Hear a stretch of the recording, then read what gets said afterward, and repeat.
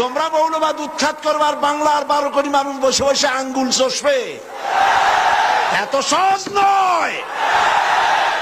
কিন্তু দুর্ভাগ্যজনক সত্য এই যে ইসলাম দিয়ে বিশ্ব মানবতাকে রক্ষা করা যাবে, সেই ইসলামকে বলা হচ্ছে আজ মৌলবাদ এবং সাম্প্রদায়িকতা। এক শ্রেণীর পরগাছা বুদ্ধিজীবী, কবি, সাহিত্যিক ও মুনাফিকদের আচরণে আজ ইসলাম নিজের ঘরেই পরবাসী হয়ে আছে। পৃথিবীর দ্বিতীয় বৃহত্তম মুসলিম দেশ বাংলাদেশে ইসলাম নির্মূল করা হবে একথা বলার সাহস তাদের নেই বলে ইসলামের জঘন্য দুশ্মনেরা ইসলামের নাম দিয়েছে মৌলবাদ। সুতরাং তারা মৌলবাদ উৎখাতের নাম করে মূলত ইসলামকে নির্মূল করার ষড়যন্ত্রকে পাকাপোক্ত করেছে।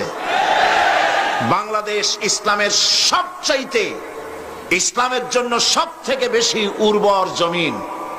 এতে ইউরোপ, আমেরিকা এবং ভারত দারুণভাবে শঙ্কিত। এই পরাশক্তি সমূহ যেভাবে মুসলিম দেশ তুরস্ক থেকে মাদ্রাসা শিক্ষা বন্ধ করে মসজিদে তালা লাগিয়ে ইসলাম বিতরণের ব্যবস্থা করেছে, অনুরূপ ভাবে বাংলাদেশেও মাদ্রাসা শিক্ষা বন্ধের ষড়যন্ত্র চলছে এবং নানান অজুহাতে মসজিদে তালা লাগানো শুরু হয়েছে।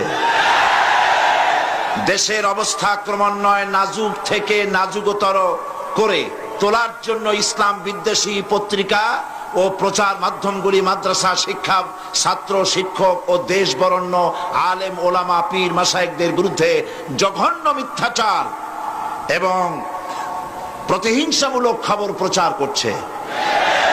বাংলাদেশের মাটি থেকে ইসলামকে বিদায় করে দেওয়ার জন্য সর্বাত্মক চেষ্টা চালাচ্ছে বিদেশি সাহায্য পুষ্ট এনজিওরা।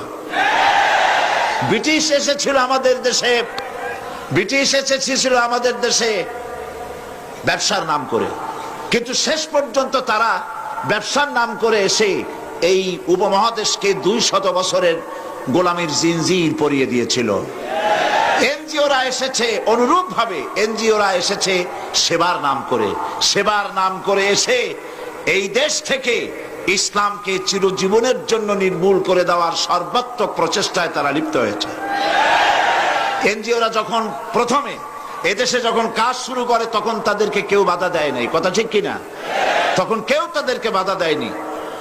বাধা আসলো ঠিক তখন যখন তারা মুসলমানদের বিবাহ, তালাক, ফতোয়া, মাদ্রাসা, মসজিদ, রাজনীতি সম্পর্কে অনধিকার চর্চা শুরু করলো। তখনই দেশের সচেতন ওলামায়ে কেরাম এনজিওদের কুমতলব সম্পর্কে